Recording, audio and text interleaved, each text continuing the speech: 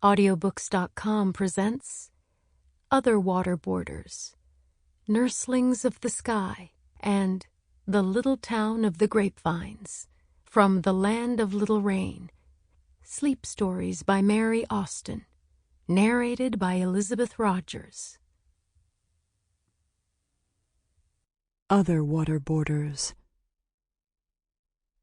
It is the proper destiny of every considerable stream in the West to become an irrigating ditch. It would seem the streams are willing. They go as far as they can or dare toward the tillable lands in their own boulder-fenced gullies, but how much farther in the man-made waterways? It is difficult to come into intimate relations with appropriated waters. Like very busy people, they have no time to reveal themselves.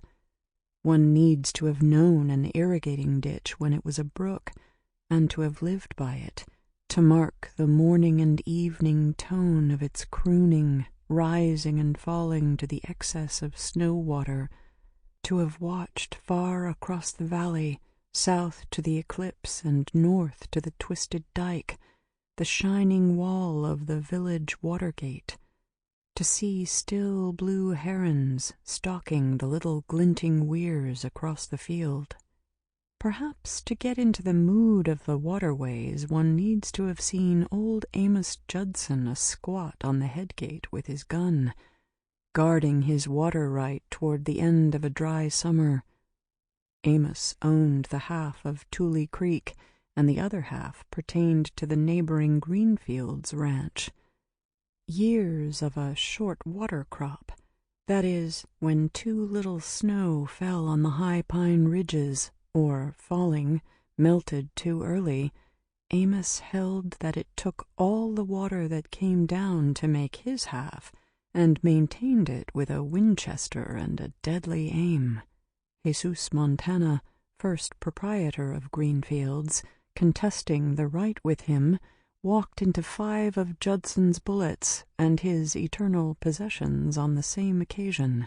That was the Homeric age of settlement, and passed into tradition. 12 years later, one of the Clarks, holding Greenfields, not so very green by now, shot one of the Judsons. Perhaps he hoped that also might become classic, but the jury found for manslaughter. It had the effect of discouraging the Greenfields' claim, but Amos used to sit on the headgate just the same, as quaint and lone. Sample complete. Ready to continue?